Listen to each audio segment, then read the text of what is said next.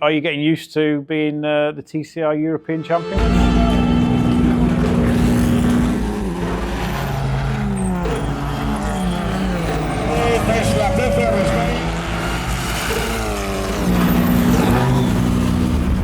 Even with a little bit of mechanical knowledge, you can go with your dad, work on the car, and it's a great family sport. Every time I crash, I'd be there in the week after school repairing it with my dad. Welcome back to the Always Racing podcast, where we normally like to speak to people who've turned the passion for motorsport into a profitable business. Today we're with Jenson Brickley, who is trying to turn motorsport into a career, or is turning motorsport into a career. Jenson's the current TCR European Champion, and then we're going to get into how he's got here. So thanks for being on the podcast. Yeah, thanks for inviting me on. Are you getting used to being the TCR European Champion? Because that's quite a big title at such a young age. Yeah, I think, like you say, obviously I didn't expect it last year, being my first year in the championship, but yeah, we had a great year and everything sort of came together at the end. So. And the European, you did Spain the year before that, so was that just a progression, stepping stone from that? Same team in Spain as you did?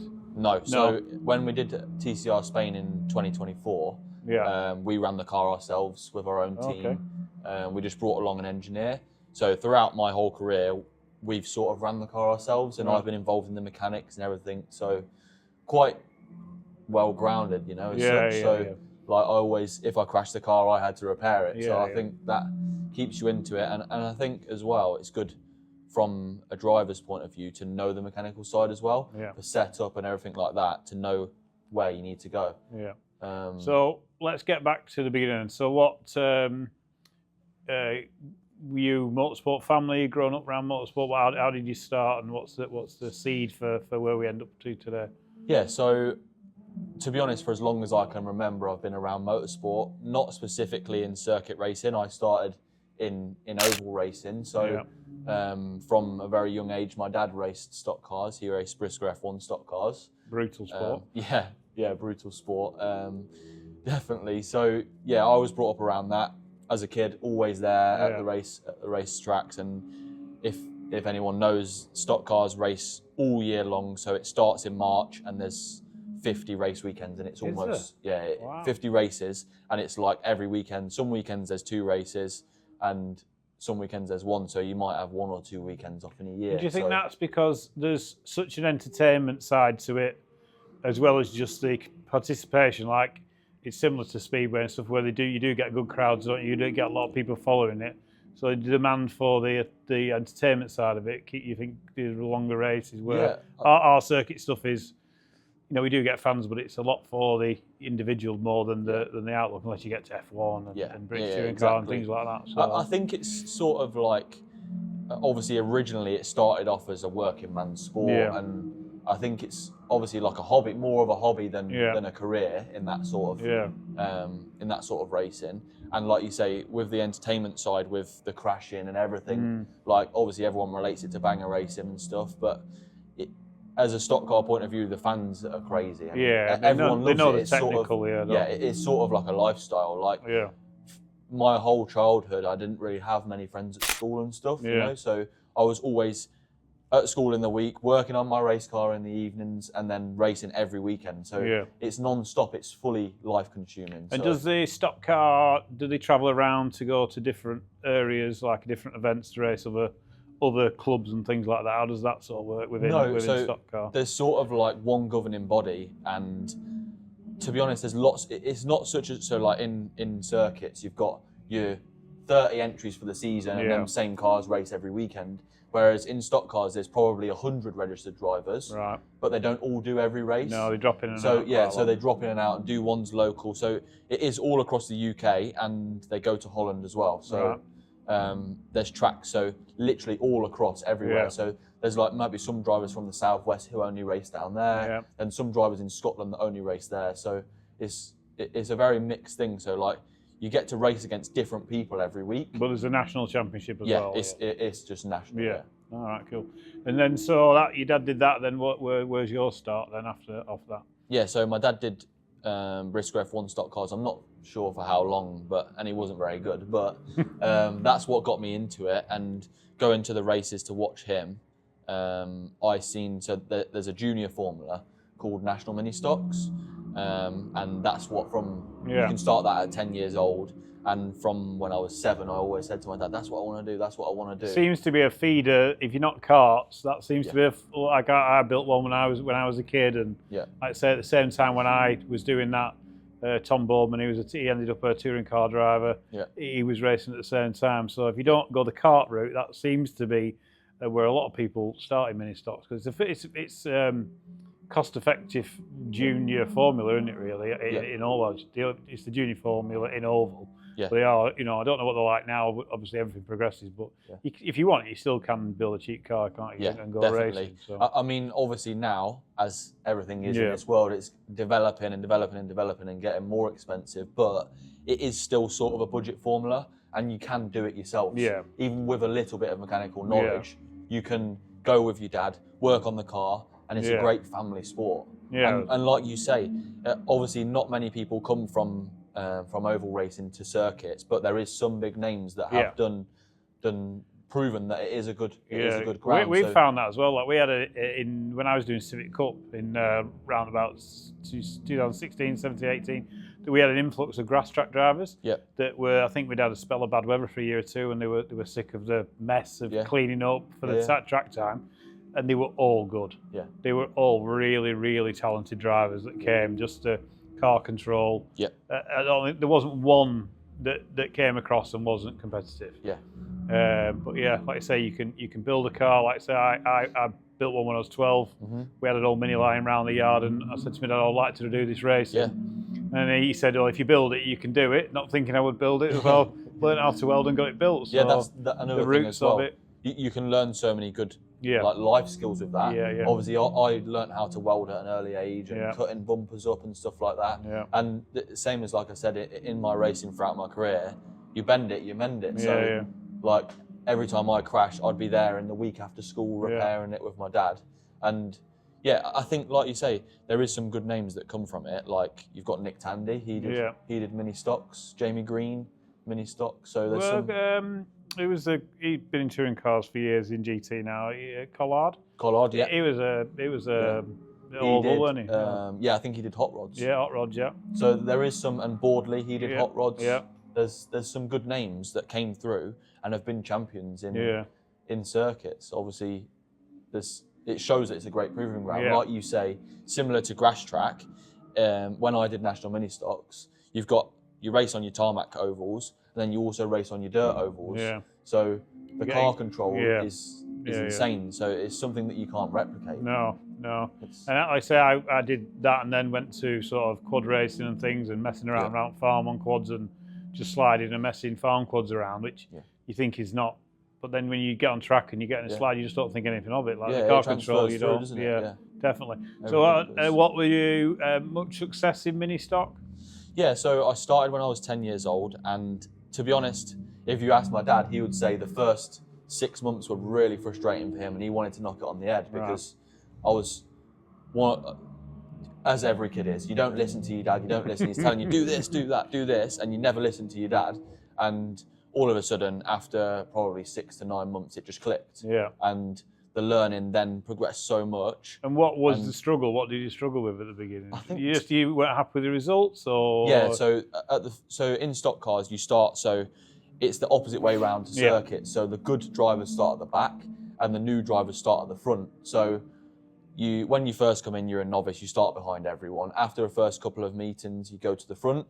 And I think for the first 6 months, I was just crashing the car, crashing every race. So, at first, you can be cannon fodder a bit for the better drivers. Exactly, and I think as well in that, it's a big group. So you've got the 10-year-olds, and then you've got the 16-year-olds. A 16-year-old is nearly a man, isn't it? And a 10-year-old is really a child. My 16-year-old's 2 inches taller than me. So and you got them in the same. That's all in the same race. All in the same race. So 10 to 16. So I think that was probably the big thing. Like that really would have been better split into 10 to 13, 13 upwards. Yeah. But it means that you have to learn faster. Because if you don't, you get dragged up with exactly, the rest. You get pulled straight up. If you're going to be able to do it, you find out pretty quickly. Put you in the deep end, yeah. Exactly. So, yeah, I mean, the first couple of years were a bit steady. And then I got some better equipment, like you say. So started off with some old car that we just bought secondhand. Then we got some better cars, better engines and stuff. And as the time went on, I developed so much as a driver. And in the end, I think we won a lot of, so in oval racing, they do heats and finals. So I won a lot of heats and finals and everything, and some championships along the way. So I won the British Championship in 2018 that was at Bellevue, which is in Manchester. That was on the Shale. I won the European Championship in Holland at Venray. I bet that was cool to go there and win that. They've got a small circuit for the stock cars on the infield. And then they've got a quarter-mile NASCAR track around the outside. Cool. So it's a really cool event there. They've got the Euro NASCAR and stuff go there. So yeah, that was probably the highlight of my mini stocks career. And those two championships were in 2018, which was the year before I finished. And then I did 2019. I won the overall points championship. And so in that year, they do this in the F1 stock cars as well. So it's not so. In circuits, you've got your full season-long championship. Your points tally up, and whoever's got the most points at the end wins. That's what it used to be like in mini stocks. But for that year, they took a leaf. It's sort of similar to NASCAR actually. So it's sort of like they call it a shootout. So you go through the year, and in the last month before the last month, the top 12 drivers go into the shootout, and you reset to 0, and there's 10 rounds or 6 rounds. Well, they do that in a lot of sports in America, don't they? Sort of thing. So you go in, and it's basically a shootout, and you start on 0. Everyone starts on 0, and it's 6 races. Whoever's got the most points at the end wins. It's a good way of keeping people enthusiastic. Yeah, and it keeps the fans there as well. Yeah, because what we find in the way we do our club motorsport, and you get 3/4 way through the year, halfway, you're not in the championship. You're going to push and spend the money, and then so numbers dwindle at the end of the season, don't they? When it's becoming the most exciting. So that's a good way of keeping everything full, isn't it? Really, as long as you make it into the shootout, you still got a chance of winning the whole thing. Exactly. Even though you might be a little bit 8th or 9th down in the points, you still have a good chance. Yeah, and obviously with the sport being full contact, it brings great entertainment because into the last round, if you're leading by 1 point and there's a guy behind you, but his mate, he's going to take you out to help his mate. And it sort of becomes like, not sort of team racing, but you have to have your wits about you. And like a lot of strategy, really. Yeah, everyone looks at stock car racing and thinks, oh, you just smash each other up and that's how, like, it's easy. But it's not. There is actually strategy behind it. Like you can't just punt someone off. You've got to do it. You've got to have the strategy behind it to hit them out of the way and make sure that the next corner they can't come back at you. And just do the same thing. Yeah, you've got to have strategy as well. It's not as easy as everyone looks at it and thinks, oh, I'll brush that off. It's no, you do one thing, it makes a reaction to another part, doesn't it? So, so multiple championships in that. And then where was the lead up to, so then you went to circuit racing. So why Fiestas, and what sparked the interest in that? And so why did you go down that route and not another championship? And why didn't you go into F1 stock cars? Like, what was the thinking behind which way you went with that? I think, to be honest, when you look at the stock car scene, like I said to you, it's sort of more of a hobby, and you are chucking a lot of money in. And I mean, nowadays with the F1 stock cars, the money is crazy. It's probably more expensive than circuit racing because you're racing more often, and the cars are actually the same price. So I think they've fortunes in engines, haven't they? And it's it's you know crazy. What I mean? There's no 50,000, 40,000 there is rules, engines. but like if you can buy a little bit of performance, people will spend the extra 30-40 grand more for it. Exactly, So it gets a little bit silly, and we did have a little bit of hassle in when I raced mini stock. So we sort of wanted to step away from it a little bit. And RCE. They build F2 stock cars, and they used to run a Ginetta team. So I went to their place and sat in a Ginetta, and he's like looking at the Ginetta, showing us some videos and everything. Went through the prices. This was probably a year before I finished mini stocks, and we were thinking, oh, maybe we could go to circuits and do Ginettas. And it turned out just like not the right thing at the right time, and probably a little bit too expensive for us. So we decided not to. Then a year later, it came around that my dad found out about the Fiesta Junior Championship. And he was like, oh, this looks like a little bit of a more affordable way to do a junior championship in the UK. And obviously, it's a great stepping stone to get into circuit racing. So they had, at the time, it was a Mark 6 Fiesta. So you could go and buy Mark 6 road car and build it into a race car. Like the ST150. Yes, ST150. So we bought a race car, and if you have any crashes or anything, you can just go ring up your local Ford dealer or go to the local breakers and get some panels and stuff. So it's not a fortune to race in, and it's a good step into circuit. So in 2020, when I was too old to race national mini stocks, because you finish at 16, we was like, okay, let's try this then. So we bought a car, and I think at first we ran with Jam Sport Racing. So we did 1 or 2 rounds with them. Which a lot of people have done in the past, haven't they? I'm big into Fiestas. Yeah, so at first we ran with them, and then we switched over to 2010 Racing, which is who I finished my Fiesta, whole Fiesta career with. So we did 2020. It was half a year because obviously of COVID. And I got some great results. So I got some thirds and seconds. Didn't quite get a win, and then we were like, okay, next year we're going to go for it properly. And the grid was improving also because the Fiesta Championship at one point was down to like 8 or 9 cars. So the grid was building up. I think there was 18, 20 cars when I did Fiesta Juniors. And I was racing against some good names. So I raced against Joseph Loke in the first year, who's now raced GB3 and everything. And he's racing in GTs now in GT World Challenge. The feed seems to be narrowing, doesn't it? Like it always used to be kart, and then like people are coming, like Lando's Ginetta. That's where his roots was. So it's good that it is becoming, a bit raw, because you hear stories of the karting world. It just sounds obscene, the amount of money they're chucking at it and things like that, and just unachievable. It's who you are, not what you are. Yeah, so we sort of did come in the cheap way.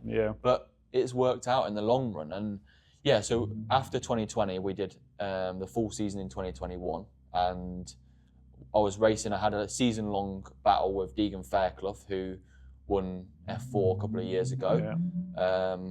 We had a season-long battle. It was like head-to-head throughout the year. Really good. That's what you want, though. It was really good. You don't want to walk away with stuff. You want a good competition. Exactly. So it was really good. Nerve-wracking through it, but when you look back on it, it's like that was whether you win it or not. It's like some of the best seasons we've had. It's just when it's been great competition. That's what it's about, isn't it? 100%. And so we ended up winning the championship in that. So that was my first full season in circuits. And that was still in juniors? Yeah, that was juniors. So second year, you won the championship, So that's so UK junior champion with that. Yeah, so Fiesta Junior Champion in 2021. And then we were like, right, let's look at our options. What can we do? And a couple of the drivers, so there was Alex Lay. He went straight on to do TCR UK. I remember that year he came in, Yeah, and then there was James Wallace. I raced with him as well. He went straight on to do GT Cup, and we were like, we don't know what to do.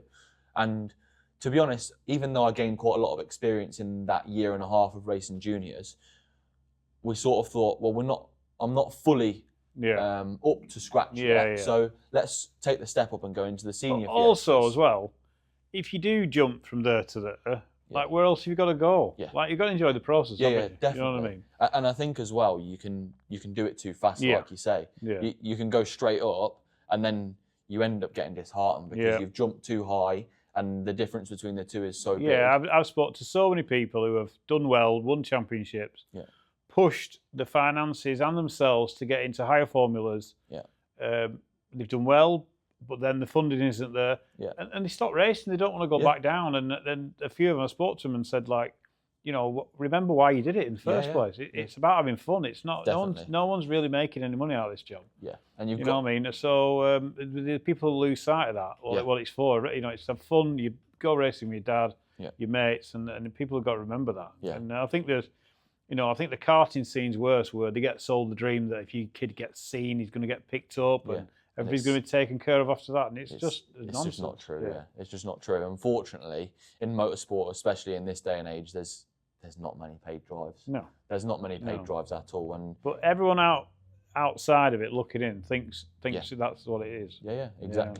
Exactly. So I think, like you say, we decided that we were going to take a small step still a good step up, Yeah. but a small step to the senior Fiestas, which the year before, so in 2021 when I did juniors was the first year that they brought out the faster Fiesta. Yeah. So that was they call it the ST240, Yeah. which is the road car ST180 Yeah. with a different map on. Yeah. And well, good level, slicks, yeah, wets, slicks, dingy, exactly. That's another thing that we thought about. So obviously looking into the future, you needed to change from obviously a semi-slick to a slick, learn slick tyres. Yeah. So again, it's a road-derived race car, and if you damage it, you can repair it yourself. You buy the panels off a road car, and it's cheap to fix. So the doing it, if you have a crash, you know that it's not going to cost you a fortune. Yeah. You can allow for some mistakes, and that, obviously there's going to be mistakes in the learning process. And was that a rewarding car to drive? It was okay. I think the cars are...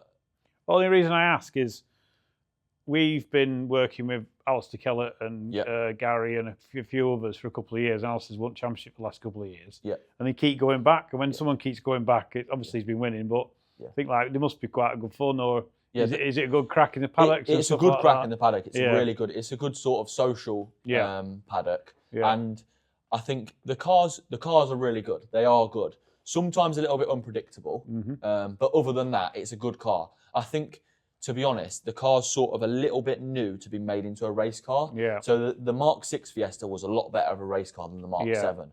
But I think it's mostly to do with the electronics and the traction control and all of that. That's just cars in general, isn't it? You know what I mean? Like they've got brains now, haven't they? Yeah, like even a full blown factory built race car, the Mark 4 Clio Cup car wasn't as good a car as a Mark 3. Yeah. Just the chassis didn't get better; it got more cost effective for to sell cars, didn't it?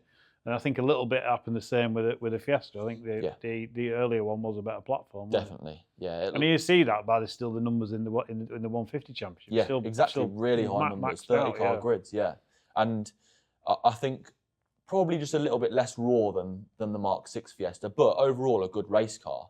And yeah, so that year I was turning 18, and my first race weekend was on my 18th birthday. And like you say, Alistair Kellett, that's who I was sort of rivalry with him all throughout the year again. Yeah. So we had a great year because, like you say, you've got to have the competition there to keep pushing you forward. Because if it's easy, you start sort of step back, start not driving to 101%. Yeah. So yeah, we had a great first year in that. Yeah, that's one thing why I'm thankful I started in Civic Cup. Yeah. So I used to race off road, quad bikes and bikes, and only started racing cars in my 30s. But the guy who owns Civic Cup at the time, Sean Mudds, who owns SW Motorsport, he was local to me. Yeah. So I just went down and bought a car, did my race license, never even done a track day before, but didn't know anything about it. But that was a competitive championship. Yeah. If I'd have gone into a mixed power to weight class, that would have been my level. Yeah. But I was straight in at the deep end with Civic Cup, and it was a fairly high level at that time. It's got even more so since. But it sort of drags you up. That becomes your norm, doesn't it? The top pull you up and make you have to perform to try to be with them. Not blaming the car. Like a mixed class is like, oh, he's got more power. Yeah, everyone's the same. You just got to get it out of the car. I think it's not one make's brilliant for that. It is. One make is definitely the best racing that you'll ever have. When everything is exactly the same, it's great racing. Yeah. And that's what it's such a shame that the Clio Cup Championship obviously doesn't exist now in the UK, because that was another great stepping stone, which would have probably been the next step after Fiestas. Yeah. But yeah, so the ST240 Championship was good. We had a great year in that, won a couple of races and won the championship in 2022. So that was got that done as well. Yeah, debut year in seniors and won the championship. Again, it came down to the last round with Alistair, head to head, the last race, and it was all on the line. So the pressure was still high. Yeah. Even though it was a lower championship, the pressure was still there, and you had to perform. Yeah. And so the first year was good. So this seems to be in the theme of like we're going to get to like where we spoke about TCR, but so obviously your consistency it was there then, sort of thing, and that TCR win championships, so consistency. 100%. You don't have to win every race, and that's what a lot of people think that in racing. You've got to win. You've got to win. If you want to be the champion, you've got to win. Yeah. I don't agree with that at all. I think as long as you're constantly in the top 5, you're always going to be there or thereabouts in the championship. You can't win everyone, can you? No. You know what I mean? You want to win some, obviously you do, but of course you know what I mean? If you're just there, you've got a chance, haven't you? Yeah, definitely. So that was, and did you do that again, or was that just that one year? That was that 1 year, and then that after that year was like really sort of what do we do now? Yeah. Because like I said, the Clio Cup Championship would have probably been the next step. Yeah. But with that no longer existing in the UK, it was like, where do we go? And the budget ranged from doing Fiestas to the next step, whether it be Mini Challenge or TCR or something in that sort of level with the faster car, slick still, sequential, and on a good package. The price. So did was a big step. Did you go to TCR over Mini because you were getting a better machine for similar money? Yeah, I'm guessing. Yeah, that made your decision. So I wanted to go and do Minis. That was my idea. Yeah. But because it was on the Toka package and everyone loves it, all of this, and my dad is really sort of old school, and he was like, he's seen the value in TCR. Yeah, why would you race Mini Challenge in a Mini that's worth, I don't know, 50, 60 grand, when you could do TCR for the same money, you're in a proper touring car, and it's this exact same spec as you use the cars abroad as well. So take them anywhere you want. It's worldwide spec, and it's the same as driving a British touring car. Yeah. For the same money as a Mini. Yeah. So it's a no-brainer to him. That's what he said, and I was like, okay, let's do that. So that's when. So we ran with 2010 Racing in juniors. They sort of did everything. Then when we went to seniors, I built the ST240 car myself at work. Did all the brake pipes, did everything, stripped it out, obviously apart from the cage, and built it all up. And did you find you had more confidence gone through that car when you drove it than driving one that someone else had things? So if you ever heard a rattle, a bang or something, I always feel if you've been through them, you just think like, if you hear something, I know what that is because you've put every part on that car. Yeah. I think even if you buy a TCR car, like almost pull it down, put it back together so 100%. You know it. Because you just know that, like, right, that rattle's probably going to be this. Yeah. I can probably get to the end with that and it's not going to break something else. So I always feel a bit more confident in the car that, you know what I mean, at least I know my way around or understand it all. Yeah, I 100% agree with that. If you know your way around the car, you've put all the bits on, you know yourself that you've tightened it up, then you've got no worry. Yeah. You've got no worry. And you can't do that in higher end level motorsport and stuff. It's impossible. And the people are professionals and you shouldn't need to. But you shouldn't. I always find a bit of confidence in something that, and it's mainly on that time where there's something wrong. Yeah. And you sort of got a better understanding if I can get through to end with this. Yeah. It's not going to wreck it. Yeah. Where if it just here annoys you jumping someone else's car, it's like, I've got to come in, I don't know what that is. Yeah. Like you say, in high level motorsport, it's impossible. You can't do it yourself. Yeah, and you shouldn't do either. No, but I do agree. Even still now, I would have more confidence in a car that I've spanned. Yeah. But yeah, so I built the race car, and but also these TCR cars, like I know you've helped other people in teams and stuff, like you're crawling all over them all the time, so you understand the machine as well, don't you? It's not you're still hands on. Yeah. Even when you're not racing sometimes, aren't you? Like jumping and helping other people and things like that. You've got to be. I think it keeps you grounded as well. Yeah. It does. Yeah. So we ran in ST240s. We ran under 2010 Racing, but we sort of worked on the car ourselves. We re-prepped it in the week and everything, and then. Yeah, at the end of that year, we were like, what do we do? And Dad decided on TCR UK, so we went and bought a car. Me and Dad drove to France, picked up a car off of Volcano Motorsport, which was a TCR Europe car from the year before. That was a Mark III Cooper, so a Gen 2. Gen 2 Cooper. Gen 2 Cooper. So that would have been quite new then. Yes, it was the newest model of a Cooper then. But still, they wouldn't have been out that long then, would they? No. They've been out probably a year or a year and a half then. So yeah, it was a fresh car. We decided on a Cooper, and then we were like, okay, this is a different level. Yeah. So we knew that we couldn't do everything ourselves. So we spoke to a few people and we were like, who can we get to help us run this car? And we spoke to a few people and they were like, speak to him. So in the end, we spoke to Mark Hunt from Pyro. Yeah. And at the time, he'd finished with racing. That was it. He'd sacked off his business, sold up, done everything. That was it. He's not going back to racing. But he came down to work, had a look around the car with us and had a chat with me. And he was like, let's do it. Yeah. Let's do it. So we had... Because the knowledge of the job, like, the Clio Cup Championships they won. Yeah. They just dominated, didn't they, the whole time? Yeah. It was like 5 years in a row or something. So with his knowledge, I worked on the car in the week with him. He was the engineer as such. Yeah. We both worked on the car in the week, just me and him. Then on race weekends, we would have me, obviously driving. I didn't do much on race weekends. He was the engineer. My dad was a mechanic. Yeah. My uncle was a mechanic. My dad's mate is a mechanic. And then one other race mechanic. And that was the team. Right, wow. And so it's proper grassroots sort of thing. Yeah. You had obviously Mark was, high level and stuff, but like sort of as if he wanted to come out of retirement, just intrigued to have another go at it and see what it was sort of like. And we went into TCR UK.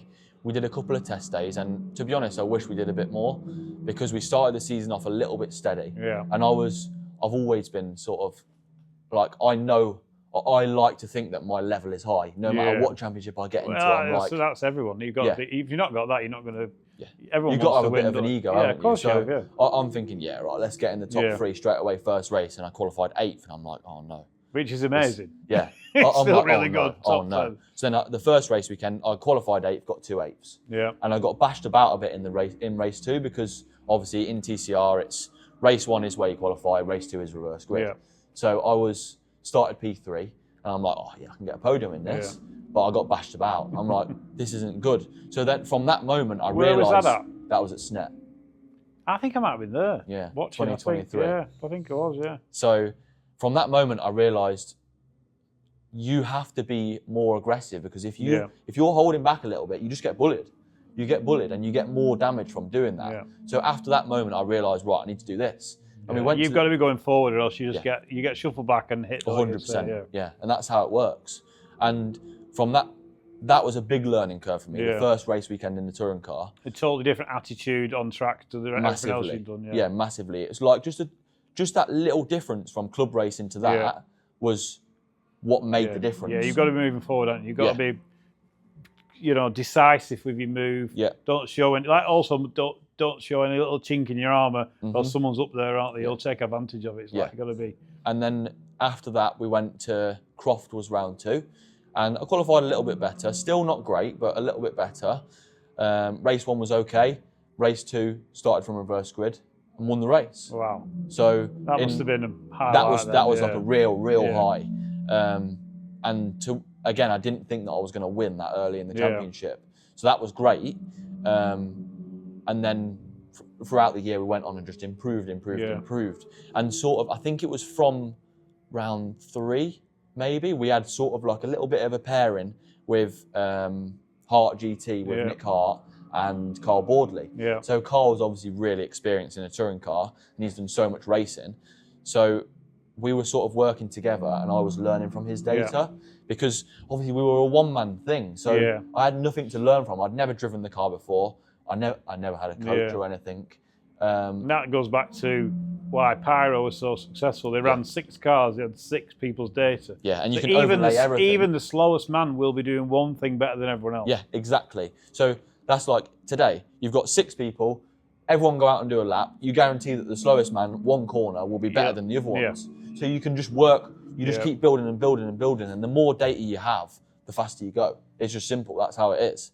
And to be honest, like I just said, looking back, I wish I did have a coach. Yeah. I wish I got someone in, even just for one day at the start of the year and said, drive the car. Yeah. And I've got a reference then and I knew where I was.